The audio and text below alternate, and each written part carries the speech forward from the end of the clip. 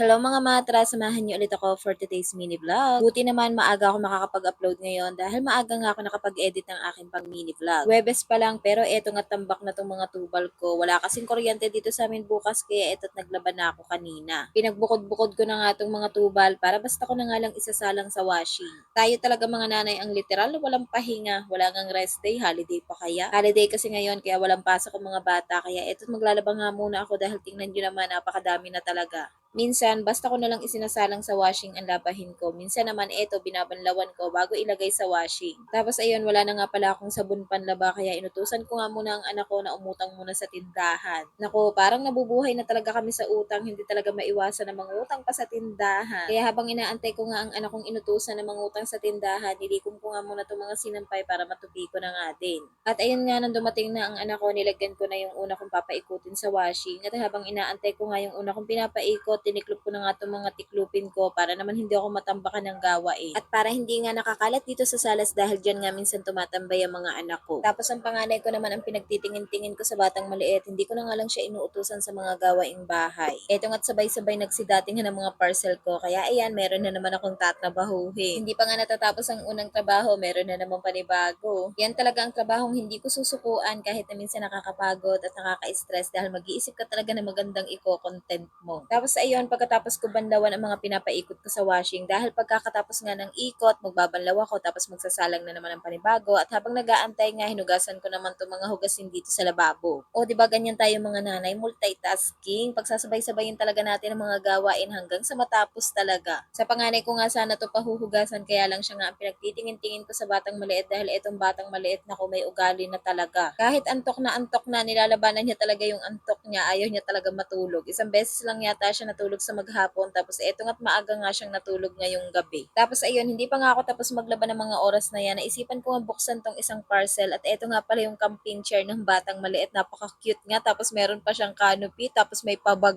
pa. Literal na camping chair talaga dahil meron pa siyang pabag. Pwedeng pang indoor, pwedeng pang outdoor. Kung mahilig kayo mag-travel, nako pwede nyo tong dalhin dahil tingnan nyo naman napaka-cute lang niya. Sabi ko ilalagay ko nga dito ang batang maliit para habang naglalaba ako, nanonood lang siya sa akin at nakaupo lang siya dito. Tuwang-tuwa nga ako nung binuksan ko tong camping chair na to. Sabi ko napaka-cute naman ito. Tapos pwede na nga din siyang kumain dyan dahil meron na nga siyang dining table. Tingnan nyo naman. Hindi na nga natin kailangan mag-assemble dito. Bale, etong kanyang pinaka-dining chair lang. Kung gusto natin na naka-fix na siya, lagyan natin ng tornilyo. Pero kung gusto natin na tatanggal, wag na lang natin ilagay yung tornilyo. Safe na safe dyan ang mga baby natin dahil tingnan nyo naman, doble-doble yung seat belt. Tapos eto nga, nakatapos na ako sa paglalaba kaya paano mga ma, hanggang dito na nga lang ulit for today's video. Salamat sa panonood. Bye!